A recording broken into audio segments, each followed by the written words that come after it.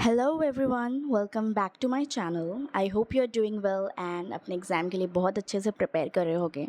So today we are starting an another chapter which is chapter 2 which is about the determinants of India's foreign policy. I have already covered chapter 1। अगर आपने नहीं देखा है तो उसे आके जाके पहले देख लीजिए ताकि आपको ये चैप्टर और अच्छे से समझ आए। And one small request again, और अगर आप मुझे पहली बार देख रहे हो तो मैं आपसे एक रिक्वेस्ट करती हूँ, you don't have to keep following every line of this book. बस आप अपने कान खोल लो और ध्यान से सुनना what I'm about to explain. And don't worry, I will break everything down in very simple way, and I hope you will able to understand and remember it for your exam. And don't worry, I'm not going to skip anything important from book. All the concept, all the example that is important for the exam, I will cover it all. Now let's start with the first topic, which is the introduction. Now let me tell you what is there in the introduction. देखो, अब ये determinants पर chapter है, तो determinants को discuss करने से पहले ये समझ लेते हैं कि डिटर्मिनेंट्स का मतलब क्या होता है। डिटर्मिनेंट्स का सिंपल मतलब होता है वो फैक्टर्स जो किसी चीज़ को इन्फ्लुएंस या शेप करते हैं। इसीलिए फॉरेन पॉलिसी के डिटर्मिनेंट्स का मतलब वो फैक्टर्स है जो किसी भी कंट्री को किसी दूसरी कंट्री लाइक बाकी कंट्रीज़ के रिलेशनशिप्स को शेप करने में इन्फ्लुएंस करता है। That is the determinants. क्या factors, you know that factors is called determinants. Okay, अब एक इम्पॉर्टेंट क्वेश्चन है, क्या दुनिया का हर country same foreign policy use कर रहा है? तो इसका आंसर सिंपल है, नो, नहीं कर रहे हैं। हर कंट्री की सर्कमस्टांसेस अलग होती है। कुछ कंट्रीज़ बड़ी होती है जबकि कुछ कंट्रीज़ छोटी होती है। कुछ कंट्रीज़ इकोनॉमिकली स्ट्रॉन्ग होती है जबकि कुछ पॉवर्टी से स्ट्रगल कर रही होती है। कुछ के पास अबंडेंट नेचुरल रिसोर्सेज होते हैं और जैसे कि कुछ इंपोर्ट्स पर डिपेंड करती है। इसी तरह कुछ कंट्रीज़ की जो मिलिट्री कैपेबिलिटीज़ है बहुत ज़्यादा स्ट्रॉन्ग हैं, और जबकि कुछ अपनी सिक्योरिटी के लिए एक्सटर्नल सपोर्ट पर रिलाई करते हैं। तो यही चीज़ें हैं जो हर कंट्री को अलग बनाती है, और इसी वजह से एक कंट्री दूसरे कंट्री से डिफरेंट होती है, इसीलिए उनकी फॉरेन पॉलिसीज़ भी डिफरेंट होती हैं। और हाँ, फॉरेन पॉलिसी आइसोलेशन में डेवलप नहीं होती। ये कुछ फिज़िकल और ह्यूमन रियलिटी शेप होती है जिनके अंदर एक कंट्री एग्जिस्ट करती है। ये रियलिटीज़ एक कंट्री की फॉरेन पॉलिसी के लिए अपॉर्चुनिटीज़ क्रिएट करती है और लिमिटेशंस भी।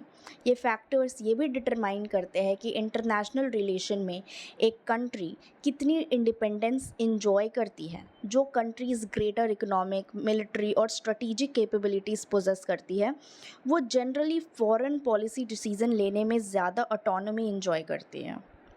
दूसरी तरफ जिन कंट्रीज़ के रिसोर्सेज लिमिटेड होते हैं वो अक्सर स्ट्रॉन्गर पावर पर डिपेंड रहती है और उनकी एक्सटर्नल रिलेशंस में फ्रीडम कंपैरेटिवली कम होती हैं।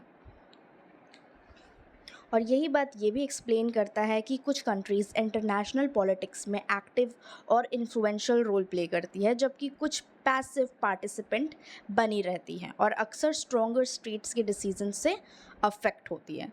इसलिए अगर हमारे इंडिया की फॉरेन पॉलिसी को प्रॉपरली अंडरस्टैंड करना है तो ये ज़रूरी है कि हम उन वेरियस फैक्टर्स को समझें जिन्होंने इंडिया के एक्सटर्नल रिलेशंस को शेप किया है। Okay, that is all about in the introduction. I hope आपको समझ आ गया होगा। Now the second topic is about the nature and the types of determinants. सबसे पहले फॉरेन पॉलिसी के डिटर्मिनेंट्स उन फैक्टर्स का सेट होते हैं जो किसी कंट्री के एक्सटर्नल रिलेशन की डायरेक्शन या कोर्स को इन्फ्लुएंस करते हैं। ये फैक्टर्स एक कंट्री की जियोग्राफिकल लोकेशन से लेकर उसके पॉलिटिकल लीडर्स की पर्सनालिटी तक हो सकती है। लेकिन सारे डिटर्मिनेंट्स एक जैसे नहीं होते। कुछ डिटर्मिनेंट्स परमानेंट होते हैं, कुछ चेंज होते रहते हैं। For example geography, history, culture या ट्रेडिशन जैसे फैक्टर जो होते हैं परमानेंट होते हैं, क्योंकि आप किसी भी कंट्री की लोकेशन चेंज नहीं कर सकते, हिस्ट्री चेंज नहीं कर सकते, कल्चर ट्रेडिशन चेंज नहीं कर सकते, कोई भी कंट्री, राइट। और दूसरी तरफ कुछ डिटरमिनेंट्स होते हैं जैसे कि डायनामिक होते हैं, जो टाइम के साथ चेंज हो सकते हैं। इसमें आती है इकोनॉमिक डेवलपमेंट का लेवल, पॉलिटिकल लीडरशिप का नेचर, डोमेस्टिक पॉलिटिकल कंडीशंस और गवर्नमेंट की आइडियोलॉजिकल ओरिएंटेशन जैसे फैक्टर्स जो होते हैं ना वो इंक्लूड होते हैं। क्योंकि ये फैक्टर्स चेंज हो सकते हैं, इसीलिए फॉरेन पॉलिसी की डायरेक्शन को भी ऑल्टर कर सकते हैं।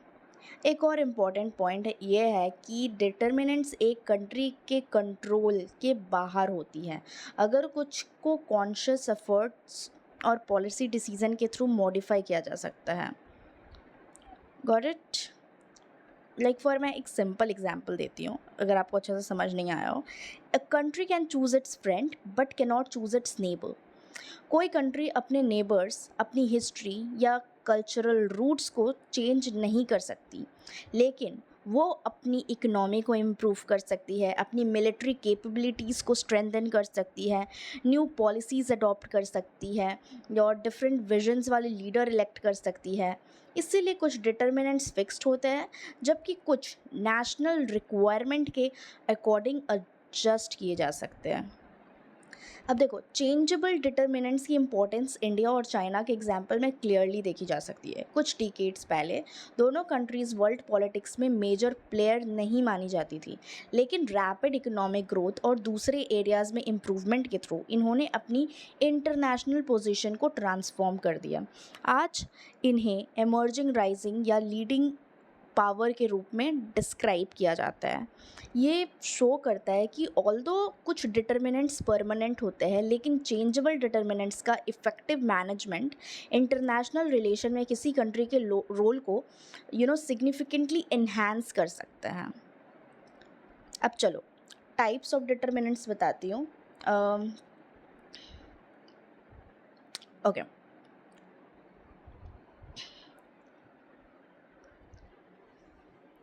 देखो, कुछ स्कॉलर्स डिटर्मिनेंट्स को दो कैटेगरीज में क्लासिफाई करते हैं, इंटरनल फैक्टर्स और एक्सटर्नल फैक्टर्स।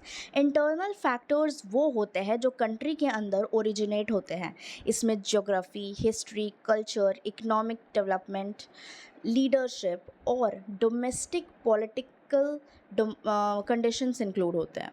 और एक्सटर्नल फैक्टर्स में इंटरनेशनल एनवायरनमेंट, नेबरिंग कंट्रीज़ की एक्टिविटीज़ और ग्लोबल पॉलिटिक्स के डेवलपमेंट आते हैं।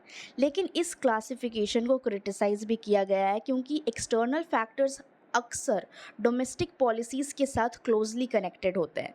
रियलिटी में डोमेस्टिक और इंटरनेशनल फैक्टर्स कॉन्स्टेंटली एक दूसरे को इन्फ्लुएंस करते रहते हैं। इसलिए कुछ स्कॉलर्स एक सिस्टमैटिक क्लासिफिकेशन को प्रेफर करते हैं। लाइक आपके बुक में एक नाम दिया है, स्कॉलर जे बंदोपाध्याय ने इंडिया की फॉरेन पॉलिसी को डिटर्मिनेंट्स को मेजर डिटर्मिनेंट्स और माइनर डिटर्मिनेंट्स में क्लासिफाई किया। उनके अकॉर्डिंग मेजर डिटर्मिनेंट्स जो है वो है geography, economic development, political traditions, domestic milieu, then international milieu, military strength, national character. और माइनर डिटर्मिनेंट्स हैं political institution, public opinion, party system, pressure groups, foreign affairs से डील करने वाले इंस्टीट्यूशंस, फॉरेन पॉलिसीज़ बनाने में इन्वॉल्व लीडर्स की personality. Okay, so these are the classification that happened based on according to J Bandyopadhyay, जो India की foreign policy को influence कर रहे थे। तो आई होप आपको नेचर और द टाइप्स अच्छे से समझ में आ गए होंगे। चलो, अब एक बहुत बड़ा टॉपिक आ रहा है जिसमें है major determinants of India's foreign policy. Now इसमें बहुत सारे टॉपिक्स हैं, तो मैं वन बाय वन करके अच्छे से एक्सप्लेन करती हूँ कि मेजर डिटर्मिनेंट्स कौन कौन से हैं इंडिया की फॉरेन पॉलिसी में।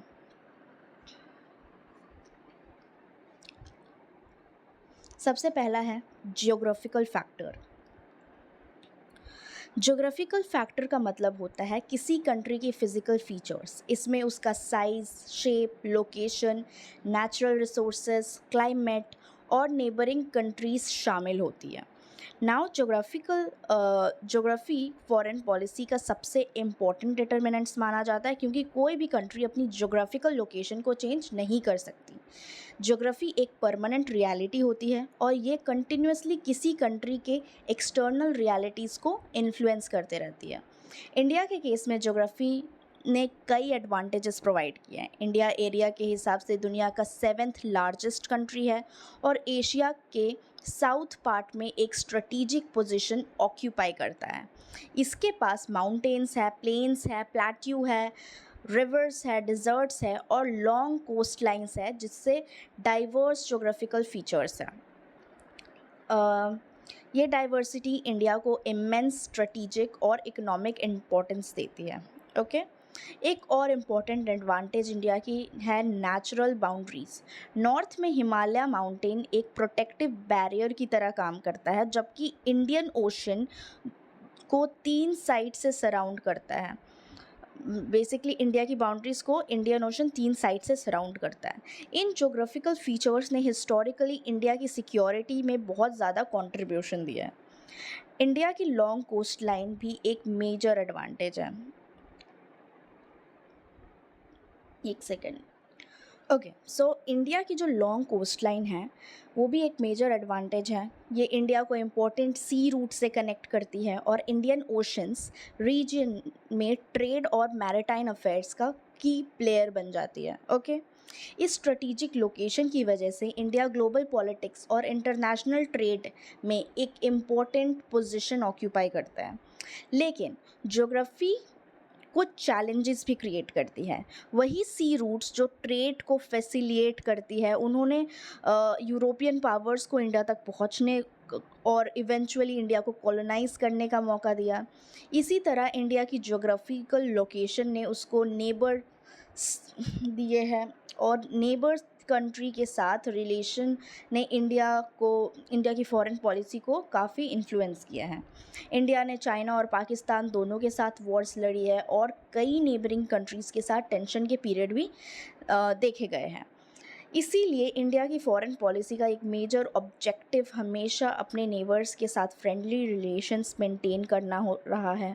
एक पीसफुल नेबरहुड इंडिया को इकोनॉमिक डेवलपमेंट पर फोकस करने और इंटरनेशनल अफेयर्स में ग्रेटर रोल प्ले करने का मौका देता है। इसी तरह ज्योग्राफी ने इंडिया को अपॉर्चुनिटीज़ भी दी है और चैलेंजेस भी, जिसकी वजह से इंडिया की फॉरेन पॉलिसी एक one of the most significant determinant बन जाता है। Okay, that was all about geographical factor. Next is economic factor. अब देखो, सेकेंड डिटर्मिनेंट की तरफ बढ़ते हैं, यानी इकोनॉमिक फैक्टर। इकोनॉमिक फैक्टर का मतलब होता है किसी कंट्री के रिसोर्सेज और उन रिसोर्सेज को इकोनॉमिक ग्रोथ और डेवलपमेंट के लिए यूज़ करने की एबिलिटी। इन रिसोर्सेज में minerals, metal, fossil fuel and fertile land या वाटर रिसोर्सेज या ह्यूमन रिसोर्सेज सब कुछ इंक्लूडेड होते हैं।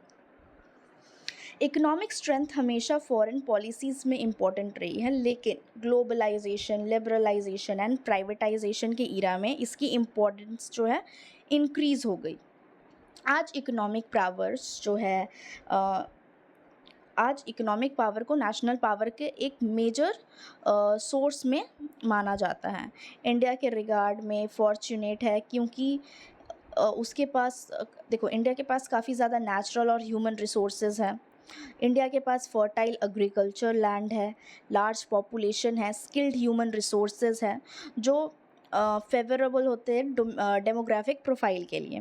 कुछ रिसोर्सेज जैसे फॉसिल फ्यूल्स, यूरेनियम और प्रेशियस मेटल जैसी गोल्ड इंडिया के पास इकोनॉमिक डेवलपमेंट के लिए रिक्वायर्ड रिसोर्सेज बेसिकली अवेलेबल है। लेकिन इंडिया की इकोनॉमिक जर्नी हमेशा स्मूथ नहीं रही है। इंडिपेंडेंस के बाद इंडिया ने मिक्स्ड इकोनॉमी मॉडल अडॉप्ट किया, जहां गवर्नमेंट और प्राइवेट सेक्टर दोनों इकोनॉमिक एक्टिविटीज़ में पार्टिसिपेट करते हैं, लेकिन गवर्नमेंट इंडस्ट्रीज़ पर लाइसेंस और रेगुलेशन के थ्रू सिग्निफिकेंट कंट्रोल एक्सरसाइज करती थी। ये एक्सेसिव रेगुलेशन इकोनॉमिक्स ग्रोथ को स्लो कर देता था। कई डिकेड्स तक इंडिया की इकोनॉमिक ग्रोथ रिलेटिवली लो रही है, जैसे कि इकोनॉमिस्ट राज कृष्ण ने लो ग्रोथ रेट को हिंदू रेट ऑफ ग्रोथ कहा था। ओके, देखो, इनएडिक्वेट अमाउंट ऑफ फूड प्रोडक्शन भी लिमिटेड कैपेबिलिटीज़ दिखाती है, जिसकी वजह से इंडिया अक्सर डेवलप्ड कंट्रीज़ पर डिपेंड रहता है। फॉर एग्ज़ाम्पल इंडिया को फूड इंपोर्ट पर डिपेंड करना पड़ता है, इसकी वजह से वेस्टर्न कंट्रीज़ इंडिया को इन्फ्लुएंस कर पाती है, which is often called wheat diplomacy. Okay, remember this term, wheat diplomacy. इसी तरह काफ़ी समय तक इंडिया मेनली फिनिश्ड प्रोडक्ट के वजह रॉ मटेरियल एक्सपोर्ट करती रहती थी। इससे इंटरनेशनल रिलेशन में उसका इकोनॉमिक इन्फ्लुएंस और बारगेनिंग पावर जो है लिमिटेड रहा है। लेकिन इकोनॉमिक रिफॉर्म और रैपिड इकोनॉमिक ग्रोथ के बाद सिचुएशन सिग्निफिकेंटली इम्प्रूव हुई है, चेंज हुई है। पिछले 3 डिकेड्स में इंडिया की इकोनॉमी काफ़ी एक्सपैंड हुई। जैसे जैसे इंडिया की इकोनॉमी स्ट्रॉन्गर हुई, वैसे वैसे इंटरनेशनल पॉलिटिक्स में उसकी पोजीशन भी इम्प्रूव हुई। अब इंडिया डेवलप्ड कंट्रीज़ के साथ ज़्यादा कॉन्फिडेंटली नेगोशिएट कर पा रहा है और इकोनॉमिक असिस्टेंस और डेवलपमेंट कोऑपरेशन का यूज़ करते हैं, और एशियन और अफ्रीकन कंट्रीज़ के साथ अपने रिलेशन को स्ट्रेंथन कर पा रहा है। इसके अलावा इंडिया के प्रोफेशनल टेक्नोलॉजिकल एक्सपर्टीज़ है और ग्लोबल डायस्पोरा ने इंडिया की इंटरनेशनल इमेज और इन्फ्लुएंस को इन्हांस करने में सिग्निफिकेंट कंट्रीब्यूशन दिया है। इसीलिए इकोनॉमिक स्ट्रेंथ जो इंडिया की फॉरेन पॉलिसी का मोस्ट इम्पॉर्टेंट डिटर्मिनेंट बन चुका है। आई होप आपको इकोनॉमिक डिटर्मिनेंट्स भी समझ में आ गया होगा। Now let's talk about the third determinants, which is the historical and cultural factor. History और कल्चर वो बैकग्राउंड प्रोवाइड करते हैं जिसके बेसिस पर किसी कंट्री की फॉरेन पॉलिसी डेवलप हुई होती है। ये वैल्यूज़, प्रिंसिपल्स और आइडियाज़ को शेप करते हैं जो एक कंट्री के रिलेशंस को बाकी दुनिया के साथ गाइड करती हैं। इंडिया उन फ्यू कंट्रीज़ में से है जिसके पास एक एंशिएंट सिविलाइजेशन और रिच हिस्टोरिकल और कल्चरल हेरिटेज है। इसी वजह से हिस्ट्री और कल्चर ने इंडिया की फॉरेन पॉलिसीज़ को शेप करने में बहुत इम्पोर्टेंट रोल प्ले किया है।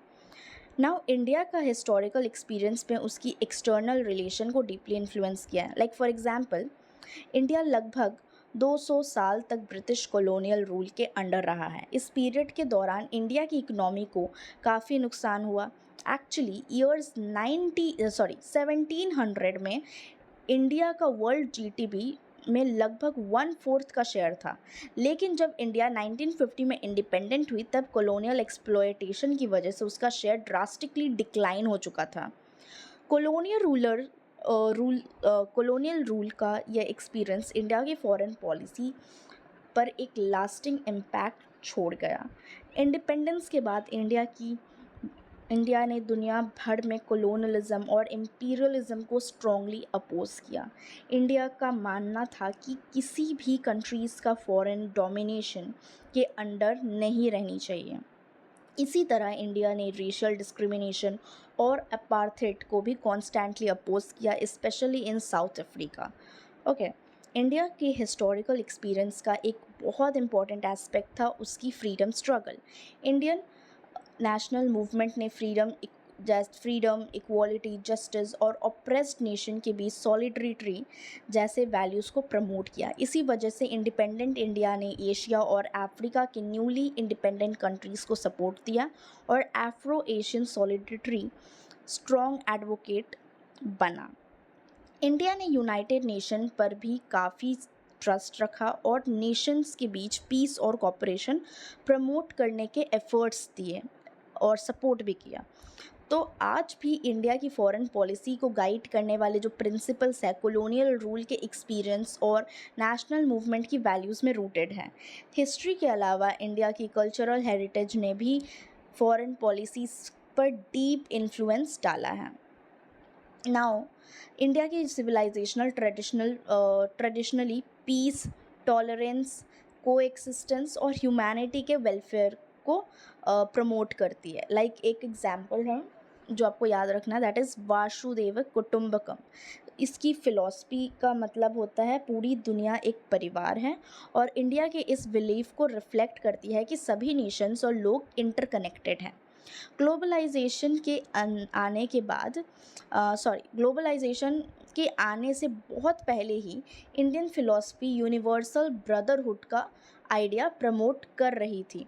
इसी तरह एम्परर अशोका से जुड़ी आइडियल्स, स्पेशली पीस और मोरल वैल्यू पर उनका प्रमोशन आज भी इंडिया की कल्चरल डिप्लोमेसी को इंस्पायर करता है। और अदर एग्जाम्पल्स अगर देखें तो स्वामी विवेकानंद ने भी बहुत सभी ह्यूमंस बीइंग को ब्रदर एंड सिस्टर के रूप में ट्रीट करने को कहा और ट्रीट करने का आइडिया दिया। और ये यूनिवर्सलिज्म की स्पिरिट आज भी इंडिया के इंटरनेशनल रिलेशन अप्रोच में दिखती है। And there are some more example like Mahatma Gandhi के प्रिंसिपल जैसे कि अहिंसा, सत्याग्रह, स्वदेशी ने भी इंडिया की फॉरेन पॉलिसी को काफ़ी इन्फ्लुएंस किया। डिस्प्यूट्स को पीसफुल रिजोल्यूशन, इनजस्टिस का अपोजिशन और सेल्फ रिलायंस को प्रमोट कर ये सब गांधीयन थॉट से लिंक्ड है। इसीलिए इंडिया के हिस्टोरिकल एक्सपीरियंसेस और कल्चरल ट्रेडिशंस ने उसकी फॉरेन पॉलिसी के प्रिंसिपल को डायरेक्शन पर डीप और लास्टिंग इम्पैक्ट दिया। अगर आपके क्वेश्चन में ये डायरेक्ट एग्जाम में आ जाता है about historical and cultural determinants, you can just directly right about the history part and the cultural part and give some examples like Swami Vivekanand, Mahatma Gandhi, and that philosophy, that example I told you about Vasudeva Kutumbakam, Emperor Ashoka. Okay, that would be just enough.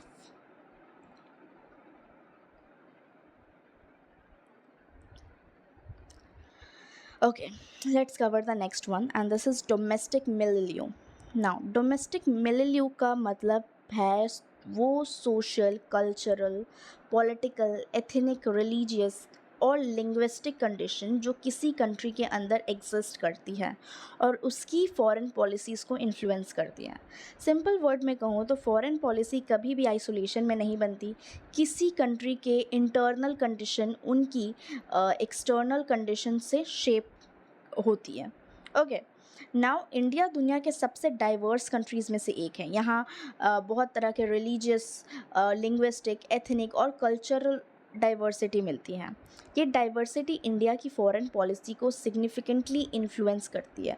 For example, India में दुनिया की सबसे बड़ी Muslim population में से एक population रहती है। इस वजह से अरब कंट्रीज़ और अदर मुस्लिम मेजॉरिटी कंट्रीज़ के साथ कॉर्डिनल रिलेशन मेंटेन करना हमेशा इंडिया की फॉरेन पॉलिसी का इम्पॉर्टेंट एस्पेक्ट रहा है। ये डेमोग्राफी रियलिटी इंडिया को इस्लामिक वर्ल्ड से रिलेटेड इश्यूज़ को समझाने में भी डीपर अंडरस्टैंडिंग देती है। इसी तरह इंडिया के रीजनल फैक्टर्स भी नेबरिंग कंट्रीज़ के रिलेशंस को इन्फ्लुएंस करती है। फॉर एग्जांपल, तमिलनाडु की पॉलिटिक्स ने श्रीलंका के टूवर्ड्स इंडिया की फॉरेन पॉलिसी काफ़ी इन्फ्लुएंस की, स्पेशली श्रीलंका के तमिल पॉपुलेशन के इशू पर। वैसे ही वेस्ट बंगाल और बांग्लादेश के बीच कल्चरल और हिस्टोरिकल टाइज़ है, तो इंडिया बांग्लादेश के रिलेशनशिप को भी इन्फ्लुएंस किया जा रहा है। नाउ, जम्मू एंड कश्मीर की सिचुएशन भी है, इंडिया पाकिस्तान के रिलेशनशिप को अफेक्ट करती है, सबसे इम्पॉर्टेंट फैक्टर है, राइट। इसी तरह नेपाल और भूटान में इंडिया के लोग के कल्चरल और रिलीजियस कॉन्शियसनेस में है जो स्पेशल प्लेस रखी है। इसी वजह से इंडिया का इन कंट्रीज़ के साथ क्लोज इंगेजमेंट रहा है। इन लॉन्ग टर्म सोशल और कल्चरल फैक्टर्स के अलावा कुछ डोमेस्टिक सर्कमस्टांसेस और पब्लिक सेंटिमेंट्स भी फॉरेन पॉलिसी डिसीजन को इन्फ्लुएंस करते हैं। जब किसी इशू पर ब्रॉड नेशनल कंसेंसस होता है तो गवर्नमेंट अपनी फॉरेन पॉलिसी को कॉन्फिडेंस और डिटर्मिनेशन के साथ परस्यू करती है। लेकिन जब डोमेस्टिक ओपिनियंस डिवाइडेड होती है तो गवर्नमेंट को अपनी पॉलिसीज़ इम्प्लीमेंट करने में डिफ़िकल्टीज फेस करनी पड़ती है। इसका एक अच्छा एग्जाम्पल मैं आपको देती हूँ जो है 1987 में इंडिया के श्रीलंका का intervention through Indian peace keeping force. Do you remember, जो हम लोगों ने पिछले चैप्टर में राजीव गांधी के बारे में जब हम लोग पढ़ रहे थे तब डिस्कस किया था। तो ये एग्जाम्पल था 1987 का, जब इंडिया श्रीलंका में इंटरवीन करती है इंटरनल मैटर्स पर। तो इस डिसीज़न को तमिलनाडु के लोगों ने काफ़ी अपोज किया था और इस डोमेस्टिक अपोजिशंस ने गवर्नमेंट के लिए पॉलिसी परस्यू करना डिफ़िकल्ट बना दिया था। तो डोमेस्टिक फैक्टर्स सिर्फ इंटरनल पॉलिटिक्स को शेप नहीं करते, बल्कि ये भी डिसाइड करते हैं कि कंट्री मतलब कि ये भी डिसाइड करते हैं कि दूसरों कंट्रीज़ के साथ अपने रिलेशन कैसे कंडक्ट किए जाएँ। That is all about domestic military. Now next is